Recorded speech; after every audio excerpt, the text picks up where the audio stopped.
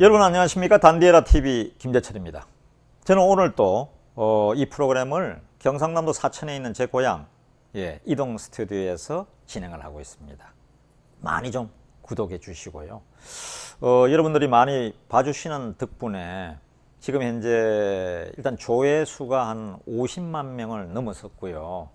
또 구독자 수도 뭐 13,500, 700 이렇게 계속 올라가고 있는 중입니다. 너무 감사하게 생각합니다. 한 20일 만에 이렇게 해주셔서 너무 감사합니다. 또 언론에 관심이 많지 않나 이런 생각도 듭니다. 오늘은 또 과거에 있었던 언론 얘기 하나 해보겠습니다.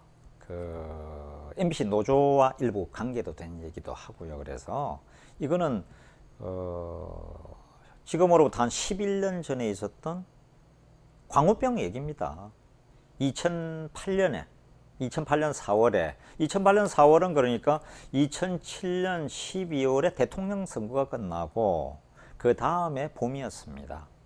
아마 이명박 대통령이 대통령 된 지 한 4, 5개월 지나가고 있었죠. 그런데 MBC에서 미국산 쇠고기 과연 광우병에서 안전한가 이렇게 PD 수첩에서 두 편을 내보냈습니다. 근데 반응이 너무 이상했습니다. 전국에 있는 국민학교나 중학교나 저도 요즘도 고향 쪽에 왔어요. 부산을 가든 광주를 가든 순천을 가든 여수를 가든 이렇게 마산 거제에서도 이렇게 한 번씩 물어봅니다. 근데 그 당시 광우병에 대해서는 너무나 기억들을 생생하게 하고 있어요. 또 강의 가면서 고향 쪽에 와서 20대 대학생들에게도 한 번씩 물어보거든요.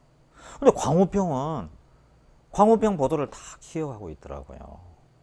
그래서 어떻게 기억하냐 그러니까 집에 오면 어머니가 절대 먹지 말라 그러고 학교에서 선생님들도 광우병 고기 그거 먹으면 절대 안 된다. 그거 먹으면 뇌가 이상해서 미친다니까. 거기 미친 소잖니 광우. 그래서 그거 먹었다가는 절대 안 나 한마디로. 아작난다. 절대 먹지 마라. 어떤 사람은 그 구멍이 송송 뚫린다고 그러잖니. 그러니까 절대 먹어서는 안 돼. 이렇게 해서 전국이 막 소요 사태라 그럴까요? 시간이 갈수록 이제 광화문에 촛불을 든 사람들이 계속 모여들기 시작했고 조금 더 지나면서는 어머니가 유모차에 아이를 그냥 태운 채 거기에 나타나기 시작했습니다. 그냥 불길처럼 마치 밀란처럼 이렇게 막 퍼지기 시작했죠. 그 광우병 쇠고기 하나 때문에. 근데 사실은 미국에서 광우병 소가 뭐 한 마리인가 두 마리인가 발견이 됐다고 그런 보도는 나왔는데 FTA 협상 중이었다 보니까 이게 그 소고기를 미국산 소고기를 FTA 조건으로 수입하느니 마느니 이런 상황이었으니까 국민들의 관심은 당연히 높아질 수밖에 없죠. 그렇다고 뭐 한우만 계속 먹을 수도 없는 일이고요. 저는 그래서 지금도 궁금합니다. 그 당시 아무도 안 먹었거든요. 그래서 기억나는 게 과천의 정부청사에서 공무원들이 있는 거기에 고기를 싸게 판다는 소식은 많이 들었던 것 같습니다. TV에서 이런 게 또 보도도 많이 됐습니다. 왜냐하면 장관이 가서 직접 먹기도 하고요. 그때 아마 농림수산식품부인가 뭐 그랬을 겁니다. 그 장관부터 직접 가서 먹기도 하고요. 아무 이상 없다고. 그런데 또 국민들은 믿지 않았습니다. 언론에서 뭐 한쪽에서는 완전히 몰아가니까요. 그리고 TV에서 우리 MBC도 그때 100분 토론이 그때도 아마 지금 JTBC의 대표이사였던 대표이사인 손석희 그때 이제 앵커였는데 MBC 100분 토론에서 미국산 쇠고기를 이게 과연 안전한가 안전하지 않는가 해서 우리 국내뿐만 아니라 미국에 있는 교포들한테도 전화를 해서 다 취재를 해서 생방송이었으니까 직접 취재를 하기도 했습니다. 근데 지금 생각해 보면 그때 PD도 이영배 PD였거든요. 계약직 PD.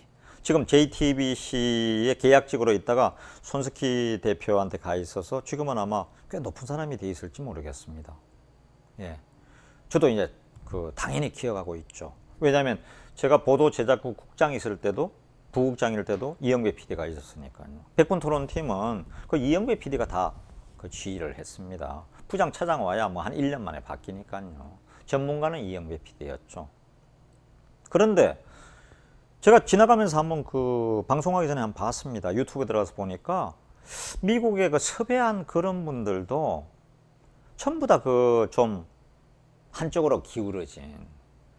저도 그 미국을 뭐 수십 번은 가봤죠. 그런데 미국 사람들이 그렇게 생각했을 리가 없는데 우리 교포 중에서 이 광우병이 미국에서도 문제가 되고 있다. 그래서 걱정이다. 국내에서 걱정해야 된다. 이런 식으로 몰아가는 듯한 그런 얘기들이 계속 나오더라고요. 예. 당연히 우리 광우병 그 PD 수첩팀은 현지에 가서도 그때 다 취재를 하고 왔죠. 예. 그런데 여러분 방송이라는 게 알겠지만은 이 편집하기 나름입니다. 편집을 어느 한쪽으로 몰아가게끔 편집해 버리면 그 고기 먹으면 그냥 절단 나는 걸로 이렇게 생각이 쉽거든요. 이렇게 하다가 그 프로 때문에 뭐 광화문에서 나중에는 이제 시위대가 계속 시위가 더 많이 벌어지고 사람들이 그 경찰차가 이제 차벽을 막 만들고 하니까 정경 어경들이 처음에는 괜찮다가 나중에는 꼭 그럴 때 전문 시위꾼이 이게 등장하지 않습니까? 예. 그때도 또 민주노총이 대단했죠. 예. 민주노총 밑에 언론노조가 있고 그 언론노조에 MBC 본부가 있습니다. 그러니까 민주노총의 얘기를 언론노조 위원장이 그 밑에 있으니까 들어야 되고 언론노조의 위원장이 보통 우리 방송이나 신문 출신이 하는데 그러니까 그 밑에 있는 MBC 본부는 당연히 언론노조의 얘기를 들어야죠. 안 들을 수가 없는 상황이죠. 그러니까 특히 우리 MBC 같은 경우는 그 사원들의 90%가 다 그 언론노조에 가입이 돼 있습니다. 회비도 내고. 저도 MBC에 입사하자마자 노조에 예전에 입사한 이후에 노조가 생기면서 바로 들어갔죠. 왜냐하면 MBC나 KBS에서 노조에 들어가지 않으면 생존 자체가 불가능합니다. 10명 중에 9명이 다 거기 들어있는데 기자 PD 어떻게 그걸 안 들겠습니까? 저도 당연히 들었죠. 예전에 그 파업할 때는 그 전단지 들고 예, 그 가두 배포 잘한다고 가두 배포상도 받기도 하고 그랬습니다. 예. 제가 사실은 그 MBC 노조로 따지면 거기에 그 자동 탈퇴, 부장이 되면 자동 탈퇴 되거든요. 보직 부장이 되면. 자동 탈퇴 제가 세 번째로 자동 탈퇴됐습니다. 사회부장을 하면서. 부장이 되니까 이제 그건 하면 안 된다 그러더라고요.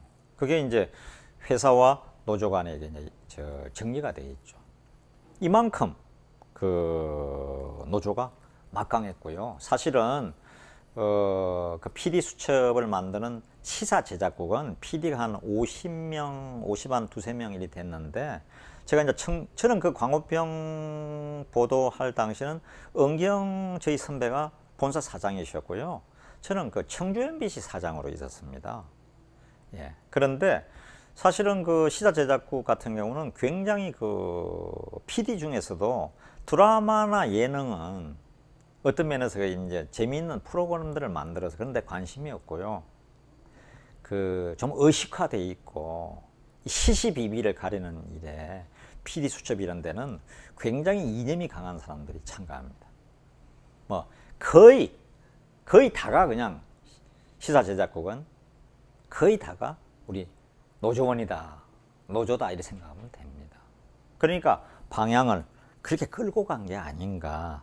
이런 생각을 지울 수가 없습니다. 지금 현재 우리 그 본사에 최성호 사장님 계신데 최성호 사장님을 그 바로 옆에 있는 기조실장, 예, 기획조정실장이 굉장히 중요한 자리죠. 제 있을 때는 옛날에 이진숙 기조실장, 전영배 기조실장 이런 식이었는데 지금 조능희 기조실장, 기획조정본부장이 지금 그 원래는 그 시사 제작국 출신이고 그게 이 광우병 편, 광우병 과연 안전한가 이때 이 광우병 프로그램을 만든 바로 장본인입니다. 책임 PD였으니까요. 예. 그 밑에 이제 김보설 PD, 이충근 PD 이런 분들이 있는 걸 제가 기억을 합니다. 그런데 지금은 이제 부사장님이 기조실장을 기획조정본부장을 맡고 있습니다. 저 노조위원장 출신입니다. 이렇게 너무 공영방송이 한쪽으로 완전히 기울어졌다. 그야말로 이거는 그냥 뭐 기울어진 정도가 아니고 그냥 45도로 그냥 확 그냥 대각선으로 그냥 기울어졌다 이렇게 보입니다.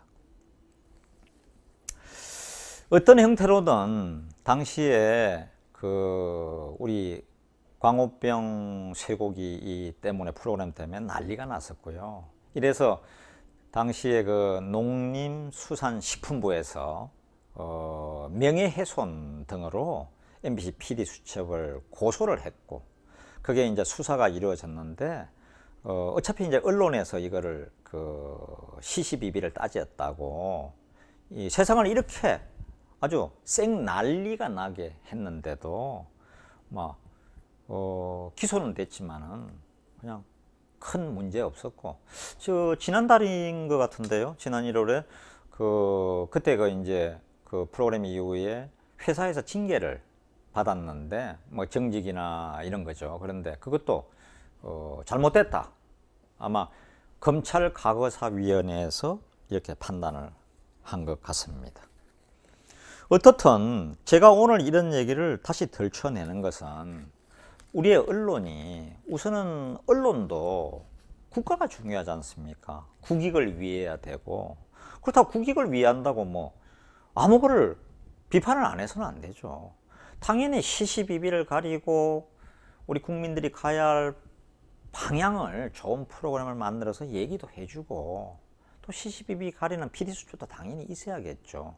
그런데 완전히 거기 있는 회사의 사장이나 그다음에 이사나 뭐 전혀 건들지도 못하게 하고 성역화 해가지고 본인들끼리만 국장 얘기도 안 듣습니다. 파업대 이런 데 보면 그 중에 이제 선배 하나가 밖에서 나 다 이리 밖으로 나와라 국장? 국장? 뭐 나와 지금 3시인데 하면 다 나가는 판이었어요. 형 하면서 다 나가는 판이었으니까요. 50서너 명이 있는 MBC 시사제작국 PD 가운데 전부 다 MBC 시사제작국으로 입사했거나 한 서너 명만 라디오 PD나 다른 이제 편성이나 이런 데서 왔더라고요. 제가 사장 돼서 보니까 그렇더라고요. 이런 데가 어디 있습니까? 이렇게 완전히 순수 혈통인 데가 어디 있습니까? 서울대학 교수가, 고려대학 교수가, 연세대학 교수가, 경상대학 교수가, 부산대학 교수가 그렇게 뽑습니까? 요즘은 그렇다 일부 개방이 돼 있잖아요. 아마 지금도 그럴 겁니다. 순수 혈통주의를 고집하고 있습니다. 그러니까 갇힌 물이다 보니까 외부의 얘기를 안 들으니까 물이 썩기 마련이죠. 이제부터라도 좀 밖을 제대로 보고 그 다음에 판단도 하고 해야 좋은 기사에 좋은 프로그램 만들어야 시청률도 올라갈 거 아닙니까? 예? 제가 MBC 노조와 MBC 우리 시사 제작국에 또 MBC에 있는 지금 있는 우리 후배들 윗분들에게 간절히 부탁하고 싶습니다. 그래야 MBC의 시청률도 돌아오고 경영도 다시 좋아하고 백성들이 그야말로 만나면 좋은 친구 MBC 문화방송이 되지 않겠습니까? 이 단디 해야 됩니다. 똑띠 해야 됩니다. 예.